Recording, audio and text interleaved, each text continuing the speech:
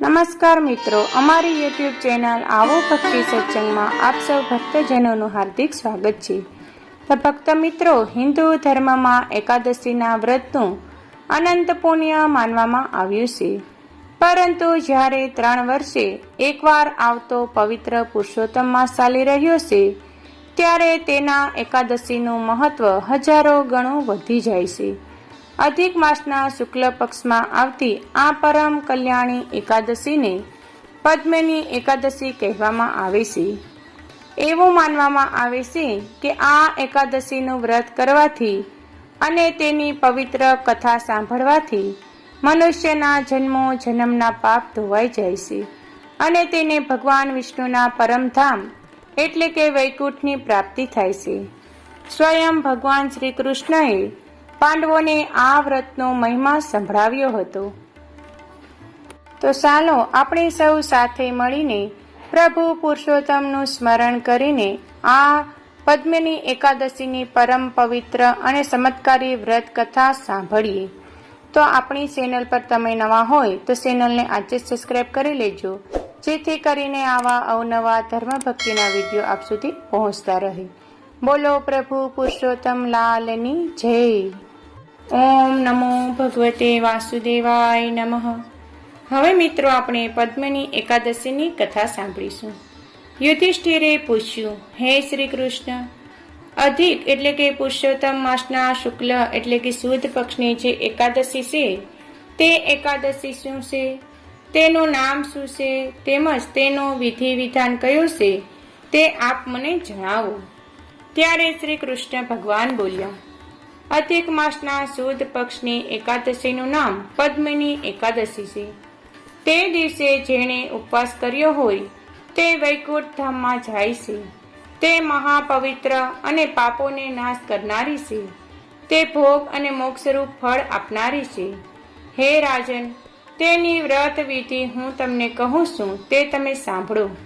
દસમના દિવસે કાસું, અડદ, મસૂર, ચણા, કોદરા, સામ, મધ, પારકું અન્ન, કોઈ પણ ક્ષાર તથા મીઠું, આ 10નો ત્યાગ કરવો.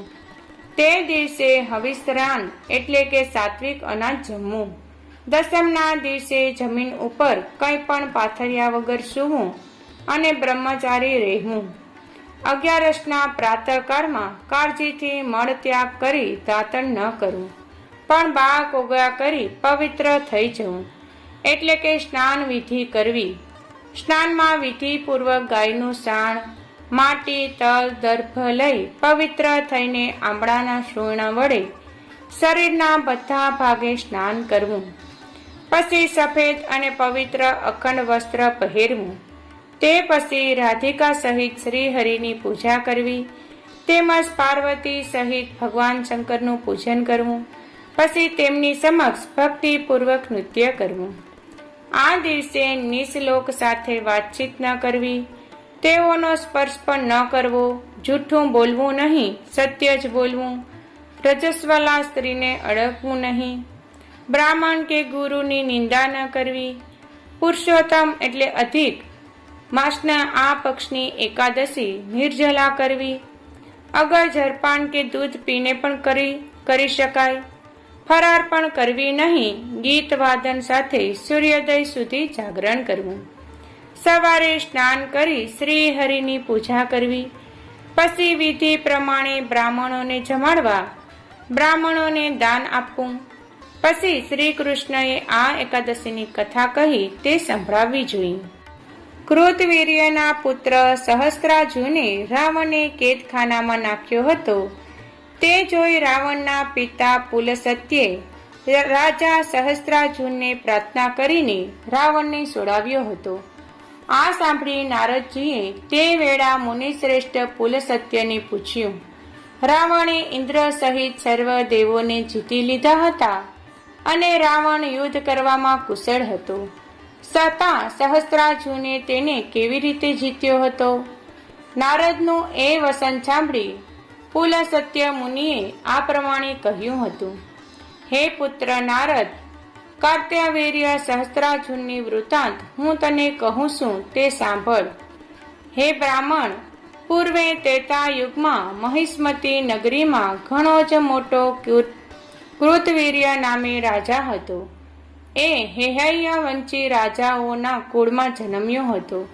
એ રાજાને પ્રાણ સમાન પ્રિય 1000 સ્ત્રીઓ હતી, પરંતુ તેઓમાં રાજ્યની ધુરા ધારણ કરે એવો એકે પુત્ર એ રાજાને ત્યાં થયો ન હતો. તેણે દેવો, પિતૃઓ, સિદ્ધો તથા ઘણા મોટા મહાત્મા પુરુષોને પૂજ્યા અને તેઓને કહેવા પ્રમાણે વ્રતો પણ કર્યા, છતાં તેને પુત્રની પ્રાપ્તિ થઈ જ નહીં. તેથી જેમ ભૂખ્યા માણસને ભોગ વૈભવો સુખદાયી થતા નથી, તેમ એ રાજાને પુત્ર વિનાનું રાજ્ય સુખદાયી થતું ન હતું. પછી તે રાજાએ શીતમાં વિચાર કરી તપ કરવામાં મન લગાડી લીધું, કેમ કે તપથી જ મનની ઈચ્છિત સિદ્ધિ સદા થાય છે.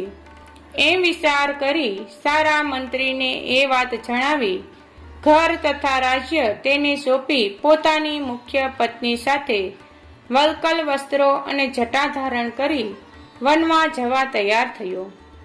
એમ રાજાને વન જવા નીકળેલો જોઈ પદ્મની નામની તેની ઉત્તમ પટરાણી કે જે ઈક્ષ્વાકુના કુળમાં જન્મેલી હરિશ્ચંદ્રની પુત્રી અને પતિવ્રતા હતી, તેણે પણ વસ્ત્ર અલંકાર છોડી એકલું વલ્કલ વસ્ત્ર જ પહેરી લીધું અને તપ કરવા તૈયાર થયેલા પતિને જોઈ તેની સાથે ગંધમાદન પર્વત તરફ પ્રયાણ કર્યું. ત્યાં જઈ એ રાજાએ 10,000 વર્ષ સુધી તપસ્યા કરી અને ગદાધારી દેવ વિષ્ણુ ભગવાનનું ધ્યાન કર્યા કર્યું, છતાં રાજ્ય સાસવે તેવા પુત્રનો લાભ તેને ન જ થયો. પછી સ્ત્રીઓમાં ઉત્તમ તેની રાણીએ પોતાના પતિને કેવળ હાડકા તથા અતિ દુર્બળ રૂપે જ રહેલો જોઈ મહાસતી અનસૂયાને વિનયયુક્ત થઈ પૂછ્યું કે હે મહાસતી, મારા પતિ ઘોર તપ કરી રહ્યા છે અને તેમ કરતા 10,000 વર્ષો વીતી ગયા, છતાં કષ્ટોનો નાશ કરનારા કેશવ ભગવાન હજી સુધી પ્રસન્ન થયા નથી. તો હે મહાભાગ્યશાળી, તમે કોઈ સાસુ વ્રત મને કહો, જે દ્વારા ભક્તિ કરવાથી ભગવાન મારા પર પ્રસન્ન થાય અને અતિ મહાન ચક્રવર્તી પુત્ર મને પ્રાપ્ત થાય. એ રાણી કે જે પોતાનો પતિ તપની દીક્ષા લઈ વનમાં આવ્યો ત્યારે તેની પાછળ પોતે વનમાં આવી હતી, તેનું એ વસન સાંભળી પતિવ્રત પરાયણ સતી અનસૂયા ઘણા ખુશ થયા. તેમને કમળ જેવા નેત્રવાળી રાણી પદ્મનીને તે વેળા આ પ્રમાણે કહ્યું, હે સુંદર ભૂકુટીવાળી, 3 વર્ષ 30 દિવસો વધવાથી એક અધિક માસ વધુ થાય છે. એ મળ માસ 12 મહિનાઓમાં અતિ ઉત્તમ મનાયો છે, તેમાં તું સ્નાન કરજે. અને હે સુંદર મુખવાળી, તે મહિનામાં પદ્મની તથા પરમા નામની 2 11સો આવે છે. તે દિવસે ઉપવાસ કરી જાગરણ સાથે તારે તેનું વ્રત કરવું, જેથી ભગવાન તરત પ્રસન્ન થશે અને તને પુત્ર આપનારા થશે. હે રાજા, એમ કહી પ્રસન્ન થયેલા કદમપુત્રી અનસૂયાએ મને જે વ્રત વિધિ કહી તે સર્વ વ્રત વિધિ રાણીને બરાબર કહી. એટલે પુત્ર પ્રાપ્તિને ઈચ્છતી તે સુંદર અંગવાળી રાણીએ સર્વ વ્રત વિધિ સાંભળ્યા પછી અનસૂયાના કહ્યા પ્રમાણે તે બધું કર્યું. પુરુષોત્તમ માસની 11ના દિવસે તેણે ઉપવાસ કર્યો, પાણી પણ ન પીધું અને રાતે ગીત તથા નૃત્ય સાથે જાગરણ કર્યું. એમ તેનું વ્રત પૂર્ણ થયું કે તરત જ કેશવ ભગવાન પોતે તેના પર પ્રસન્ન થયા. ગરુડ પર બેઠેલા ભગવાને પ્રગટ થઈ તેને કહ્યું કે હે પવિત્ર સ્ત્રી, તું વરદાન માગ. જે જગતનું રક્ષણ કરનાર પરમેશ્વરનું તે વસન સાંભળી પદ્મની પ્રેમથી તેમની સ્તુતિ કરી અને પછી તે પવિત્ર હાસ્ય કરતી તેણે ભગવાન આગળ માગ્યું કે મારા પતિને આપ મોટું વરદાન આપો. પદ્મિનીનું તે વસન સાંભળી શ્રી કૃષ્ણ ભગવાને પ્રસન્ન થઈ પ્રત્યુત્તર આપ્યો કે હે ભદ્રે, તે મને પ્રસન્ન કર્યો છે. આ પુરુષોત્તમ માસ મને જેવો પ્રીતિદાયક છે તેવો બીજો કોઈ પણ માસ મને પ્રીતિદાયક નથી, અને તેની એકાદશી પણ મને ઘણી જ ગમે છે તથા તે પ્રીતિ વધારનારી છે. હે સુંદર ભૂકુટીવાળી પવિત્ર સ્ત્રી, એ એકાદશીમાં તે શાસ્ત્રોક્ત વિધિ પ્રમાણે ઉપવાસ કર્યા છે. તેથી હે સુંદર મુખવાળી, તે મને પ્રસન્ન કર્યો છે. હું તારા પતિને તેનું મનવાંચિત વરદાન આપું છું. એમ પદ્મિની કહી સર્વની પીડાનો નાશ કરનારા વિષ્ણુ ભગવાને રાજા કૃતવીર્યને કહ્યું, હે રાજેન્દ્ર, તારા મનમાં જેવી ઈચ્છા હોય તે વરદાન તું માગી લે. તારી પત્નીએ તારું કાર્ય સિદ્ધ કરવાની ઈચ્છાથી મને પ્રસન્ન કર્યો છે. વિષ્ણુ ભગવાન તે વચન સાંભળી મહારાજ કૃતવીર્ય ખુશ થયો. તેણે ભગવાન પાસે સર્વ લોકોને નમસ્કાર કરવા લાયક અને મોટી ભુજાવાળો પુત્ર માગ્યો. તેણે કહ્યું કે હે મધુસૂદન, હે જગતના નાથ, આપ સિવાય બીજા દેવો, મનુષ્ય, નાગો, દૈત્યો, દાનવો કે રાક્ષસો જેને જીતી ન શકે એવો પુત્ર મને આપો. ભગવાન તથાસ્તુ, ભલે તેમ થાઓ એવું વરદાન આપી વિષ્ણુ ભગવાન ત્યાં જ અદૃશ્ય થયા, અને રાજા પણ પત્ની સાથે અતિ પ્રસન્ન મનવાળો થઈ હષ્ટપુષ્ટ થયો. પછી તે પોતાના સુંદર નગરમાં આવી પહોંચ્યો, જે નગર સર્વ પુરુષો તથા સ્ત્રીઓના મનને આનંદ આપનારું હતું. સમય જતા તેને પદ્મિનીથી કાર્તવીર્ય સહસ્ત્રાર્જુન નામનો મહાબળવાન પુત્ર પ્રાપ્ત કર્યો. એના જેવો ત્રણેય લોકમાં કોઈ મનુષ્ય બળવાન નથી થયું. એ એકાદશીના વ્રતના પ્રભાવના કારણથી તે સહસ્ત્રાર્જુન યુદ્ધમાં રાવણને હરાવ્યો હતો. શક્ર તથા ગદાને ધારણ કરતા શ્રી નારાયણ દેવ વિના બીજા કોઈ પણ ત્રણેય લોકમાં તેને જીતવા સમર્થ ન હતા. એ સહસ્ત્રાર્જુને રાવણને હરાવ્યો તેમાં તમારે આશ્ચર્ય પામવા જેવું નથી, કેમ કે શ્રી પુરુષોત્તમ માસની કૃપાથી તથા એ માસની પદ્મિની એકાદશીના ઉપવાસથી પ્રસન્ન થઈ દેવાધિદેવ વિષ્ણુ ભગવાને કૃતવીર્ય તથા પદ્મિનીને મહાબળવાન પુત્ર આપ્યો છે. એમ નારદને કહી બ્રાહ્મણ કુલ સત્ય ઋષિ પ્રસન્નચિત્તે ત્યાંથી વિદાય થયા.